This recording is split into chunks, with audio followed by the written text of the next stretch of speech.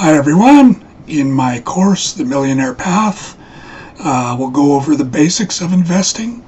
I'm a serial entrepreneur from Canada, but I've lived most of my life now in Japan. I've owned a chain of English schools. I own a chain of guest houses.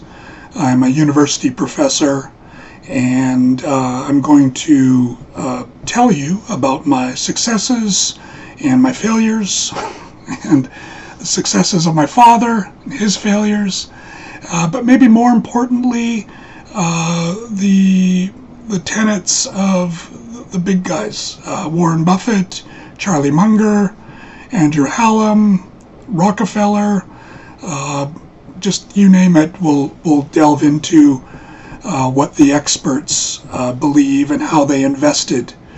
But this course is for beginners, so we'll go over a lot of the basics and cover mutual funds, ETFs, index funds, you name it, we will cover it in the course. So this course is really for beginners, but I think advanced investors can also benefit from it as well because of all the experts that we will delve into. Thank you for watching.